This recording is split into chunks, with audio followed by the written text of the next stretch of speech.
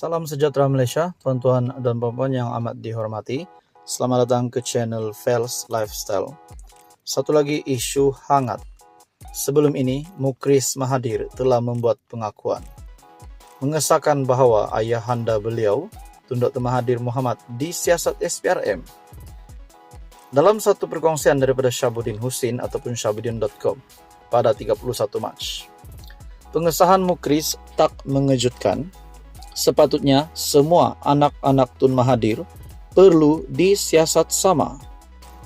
Mukris Mahathir, salah seorang anak Tun Mahathir Mohamad, selain Marina yang masih belum disentuh oleh SPRM, hari ini tampil mengesahkan bapanya memang merupakan subjek sebenar siasatan Badan Penguatkuasaan Anti Rasuah itu. Katanya beliau melihat sendiri notis berkaitan hal itu yang ditujukan kepada dua abangnya, Mirzan dan Mokhzani.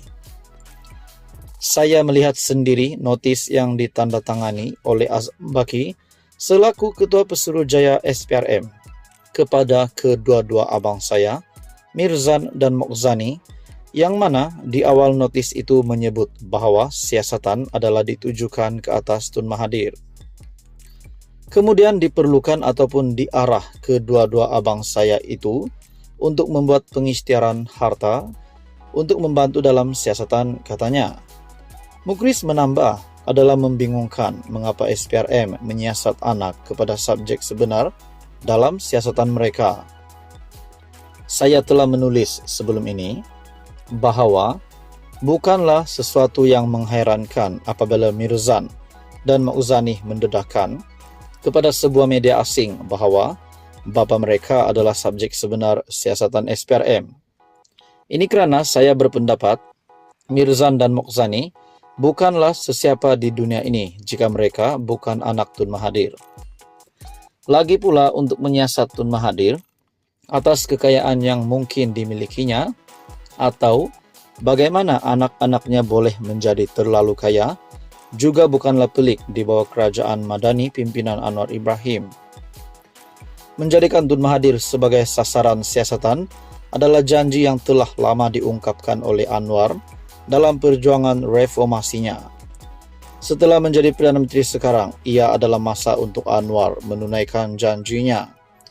Dengan itu, sama seperti tidak menghairankan bila Mirzan dan Mokhzani sebelum ini mendedahkan bahawa bapa mereka adalah subjek sebenar siasatan SPRM.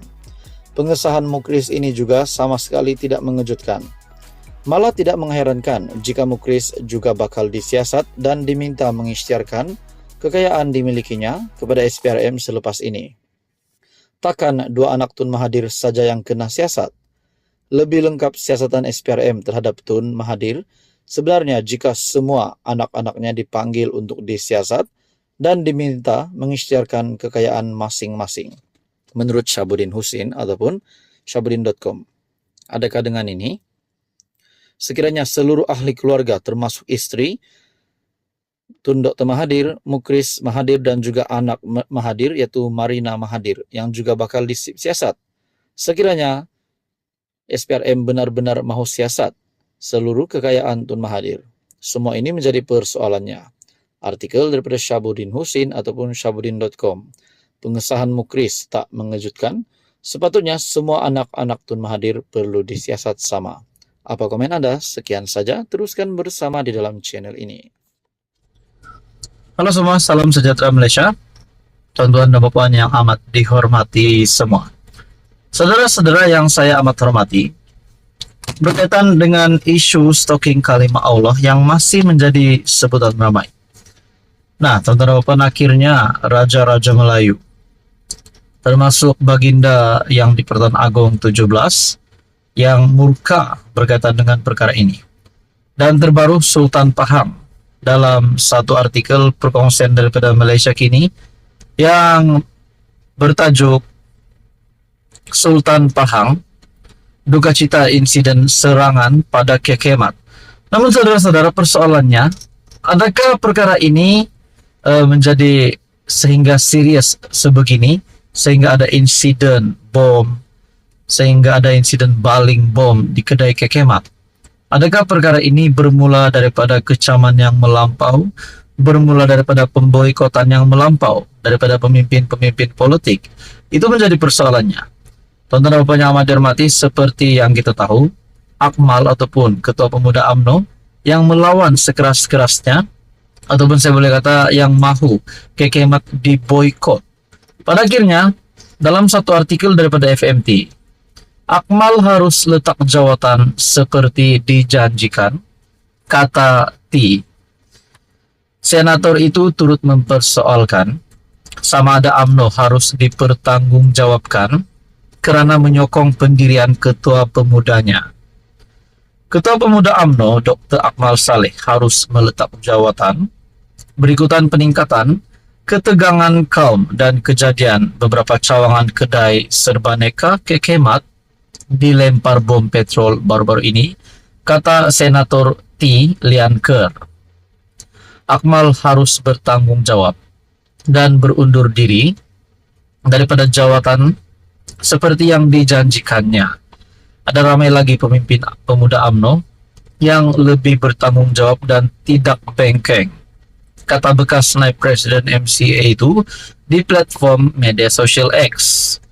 T merujuk kepada laporan utusan Malaysia awal bulan ini yang memetik Akmal sebagai berkata beliau lebih rela hilang jawatan daripada tidak mempertahankan Islam dalam isu stalking tertera kalimat Allah. Adakah ini satu gesaan untuk Akmal, Ketua Pemuda UMNO, untuk meletakkan jawatan? Akmal dilaporkan berkata, walaupun perjuangannya mempertahankan kalimat suci, Islam itu akan menjejaskan hubungan antara parti dalam kerajaan perpaduan. Beliau akan terus mempertahankan agamanya. Saya tidak kisah di EP atau mana-mana menteri mahu serang saya. Tetapi saya bercakap, saya berdiri atas agama saya. Kalau ngakor ming kata, bila saya buat begini boleh hilang sokongan. Saya nak beritahu mereka ini cara UMNO bila ada pihak yang persendakan agama Islam. Saya rela hilang jawatan, tanggung jawab sudah saya laksanakan untuk bela agama saya. Jawatan ini nomor 2, katanya. T juga mempersoalkan sama ada UMNO turut harus bertanggung jawab kerana menyokong Akmal dan mengesahkan kenyataan dan ucapan berbaur kebencian yang dikeluarkannya itu. Adakah MCA dan MIC juga perlu dipertanggungjawabkan kerana gagal bersidang dan menetapkan pendirian atas semangat BN? Patutkah PH atau Kerajaan Perpaduan dipersalahkan atas tindakan Akmal? Nah, saudara-saudara, adakah ini membawa kepada kesan kepada UMNO dan Kerajaan Perpaduan setelah Akmal melakukan ini? Bahkan ini adalah gesaan untuk Akmal meletakkan jawatan. Akmal harus letak jawatan seperti dijanjikan, kata T. Apa komen Anda? Tonton Bapak, teruskan bersama di dalam channel ini untuk info yang seterusnya.